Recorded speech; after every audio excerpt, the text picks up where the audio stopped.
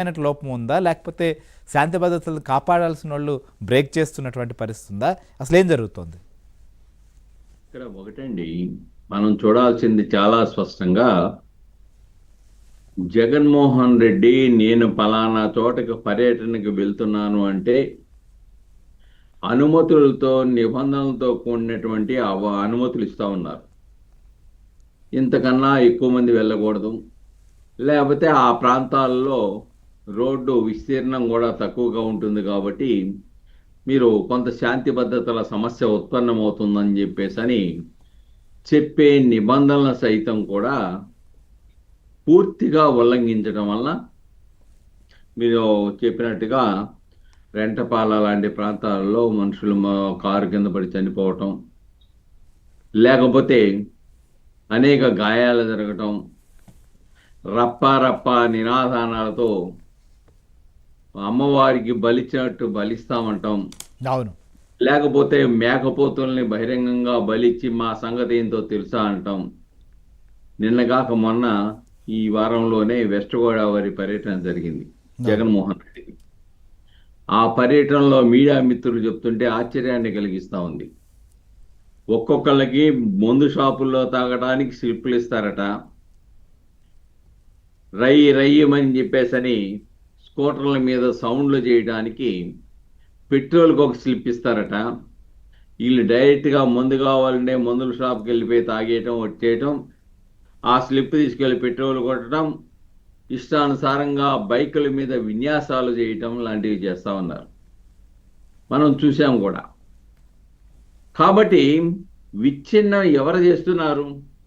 నువ్వు జన సమీకరణ చేసి మద్యం సేవింపజేసేసి అలానే పెట్రోల్ కొట్టించేసి జన సమీకరణ చేసి విచ్చలవిడిగా అరాచకం సృష్టించేసి అక్కడ ఒక షాప్ని బదలు కొట్టేశారు, దేవుడు బొమ్మల్ని బదలు కొట్టేసేసారు. అంత వికృత చేష్టలు చేస్తూ ఇంకా రక్షణ అంటాం అనేది హాస్యాస్పదంగా కనబడతా ఉంది. ఇవ్వవలసిన రక్షణ రాష్ట్ర ప్రభుత్వం ఇస్తా ఉంది. దానికి ఆయన ఊరేగింపుకో ఓదార్పు యాత్రకో వెళ్తూ ఉంటే వాళ్ళకు కావలసిన సిబ్బందిని ఇస్తా ఉంది. కానీ వాళ్ళ పరిధులు దాటి బల ప్రదర్శన చేయడానికి నువ్వు వెళ్తూ ఉంటే ఆ బల ప్రదర్శన కూడా వాళ్ళు మానవుల రూపంలో లేకుండా లోపల మరొక మనిషిని కూడా వేసి వికృత శాస్త్రలు చేయిస్తూ కార్యక్రమాలు రూపొందిస్తూ అశాంతిని సృష్టిస్తూ ఉంది ఎవరు? జగన్మోహన్ రెడ్డి గారి పర్యటన కాదా? అక్కడ కాదు, సీదిరి అప్పలరాజు. అవును, అదే సార్. వైజాగ్ నుంచి ఆయన శ్రీకాకుళం వెళ్ళి ఆయన కలవాలి, పరామర్శకి వెళ్ళాలనుకుంటే అసలు జైల్ మాన్యువల్ ప్రకారం ఉన్న టైం కూడా గడిచిపోయింది. 5 గంటలు కూడా దాటిపోయిన పరిస్థితి. వైజాగ్ నుంచి వెళ్ళడానికి అంత టైం పడుతుందా? సీదిరి అప్పలరాజుని పరామర్శించాలంటే బల ప్రదర్శన చేయవలసిన అవసరం లేదు. డైరెక్ట్గా వెళ్ళి జైలుకి వెళ్ళి ఆయన ఓదార్చేసి మేము ఉన్నాము, నీకు అండగా ఉన్నాము అని చెప్పి నువ్వు ఓదార్చి రావచ్చు. కానీ ఆ పేరుతో భోగాపురం విమానాశ్రయం ఒక 2 రోజుల్లో ఓపెన్ చేస్తూ ఉండగా తన బల ప్రదర్శన నిరూపించుకోవడానికి సీదిరి అప్పలరాజు దాన్ని ఓదార్పు అని చెప్పేసి విశాఖపట్నం నుంచి జన సమీకరణ చేసి వెళ్ళావు. ఆ సందర్భంగా ఏం జరిగింది? మోటారు వాహనాలతో విస్తృతంగా వికృత శాస్త్రాలతో వెళ్తుంటే వాళ్ళని ఆపితే మహిళా యశాయి మీద దాడి చేస్తారా వికృతంగా? ఎవరు? పోలీసు వాళ్ళ మీద దాడి చేస్తారు మీరు, లేకంటే పోలీసు వాళ్ళని బెదిరిస్తారు. మేము 2029 లోపు అధికారంలోకి వస్తున్నాను, మీ అంత చూస్తామంటారు. పోలీసు వాళ్ళు విచారణ సంస్థలను బట్టలు ఉడదయిస్తామంటారు. 7 సముద్రాలు దాటినా చొక్కా పట్టుకొని లాక్కొస్తామని విచారణ సంస్థలను కూడా బెదిరించే స్థాయికి ఎవరు వెళ్ళారు? ఎవరు అశాంతిని సృష్టిస్తామన్నారు? ఆయనకి రక్షణ ఎవరు ఇవ్వకుండా ఉన్నారు? పరిధులు దాటి వ్యవహరిస్తే చట్టపరమైన చర్యలు తీసుకోవడంలో ప్రభుత్వంలో ఉన్నటువంటి పోలీసు యంత్రాంగం ఎందుకో ఇంకా కొద్దిగా జాప్యంగా మేల్కొంటుంది అనేది ఒక అనుమానం ఉంది. ఓకే, చట్ట నిబంధనలు ఉల్లంఘించాలంటే ప్రతి ఒక్కళ్ళ మీద కూడా చర్యలు తీసుకోవాలి. వ్యవస్థ ఇచ్చిన నిబంధనలే ఉల్లంఘించి ఇష్టానుసారంగా వ్యవహరిస్తే రప్పా నినాదాలతో సీఎం నినాదాలతో విచ్చలవిడిగా విన్యాసాలు చేస్తూ ఉంటే, ప్రజల భయభ్రాంతులను పరిచయిస్తూ ఉంటే, ఎవరు ఎదురు తిరిగితే ఎవరిని కొడతారో ఎవరిని ఏం చేస్తారో తెలియని పరిస్థితిని, ఒక భయానక పరిస్థితిని కల్పిస్తూ నేను ఓదార్పు యాత్ర, అదేమంటే చిన్న పిల్లోడు అంటాడు. అవును. చిన్న పిల్లోడు. ఒక విషయం చెప్పండి సార్, మనం ప్రజాస్వామ్యంలో ఉన్నాం, ప్రభుత్వాలు బాధ్యత ప్రజలకు శాంతి భద్రతలు కల్పించడం, అట్లనే సరే పొలిటికల్ లీడర్స్ అయినా విఐపి మూవ్మెంట్కి వాళ్ళు భద్రత ఇస్తుంటారు. మనం గతంలో కూడా చూసాం, అప్పుడు కోర్టు వరకు వెళ్లాల్సిన పరిస్థితి వచ్చింది గతంలో.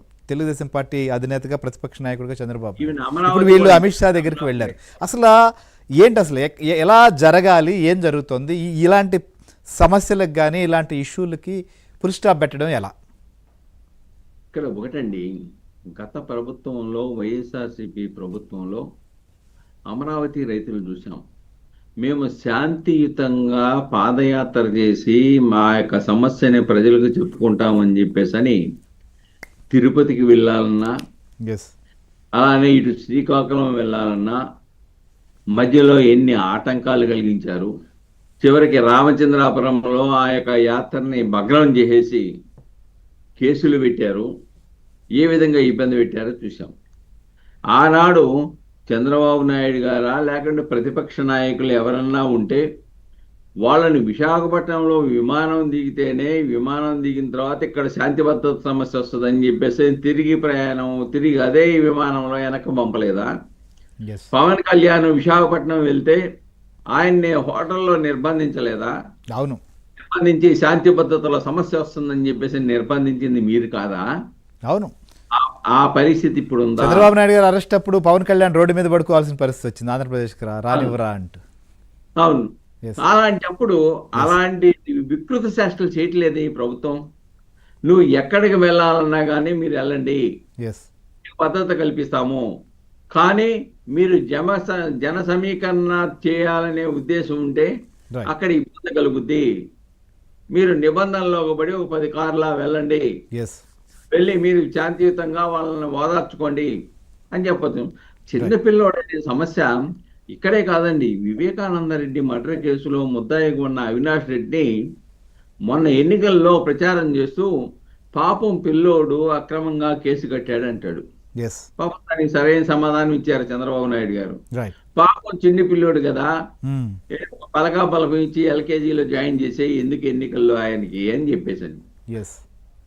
కాబట్టి ఇక్కడ కూడా అంతే. సీదిరాపల్ రాజాతో 18 సంవత్సరాల కుర్ర పిల్లోడు కదా, కేసు పెడతాడా అంటే వేరే వ్యక్తులు మార్చేస్తారు ముద్దాయిలుగా. పడిపోయిన వాడిని తిరిగి పరిశీలించరు, హాస్పిటల్కి తీసుకెళ్లరు. తీసుకెళ్లకుండా మీ ఇష్టానుసారం చేస్తే కేసులు కట్టక ఏం కడతారు? చిన్నపిల్లోడు ఏంటి, ఇంకా యాదవ కులస్తుడైనటువంటి గొర్రెల కాపరి 45 సంవత్సరాలు అయిపోయినాయి అంట. అంటే ఆయన కాలం అయిపోయిందంట అన్నట్టుగా మాట్లాడే ఒక వికృత సంస్కృతి జగన్ చేస్తున్నారు. అటువంటి వ్యక్తులు అమిత్ షా దగ్గరికి వెళ్ళి రక్షణ కావాలని కోరటం, రప్పా అని కార్యక్రమాలు రూపొందించుకునే వాళ్ళు కోరటం హాస్యాస్పదంగా ఉంటుంది. కేంద్ర ప్రభుత్వం కూడా డెఫినెట్ గా విచారిస్తుంది, వీళ్ళకి ఏమి అనుమతులు ఇస్తారో చూస్తుంది. వీళ్ళు చేసే వికృత శాస్త్రం కూడా చూడకుండా ఏమి ఉండదు. కాబట్టి ఇది ఒక హాస్యాస్పదమైనటువంటి విన్నపం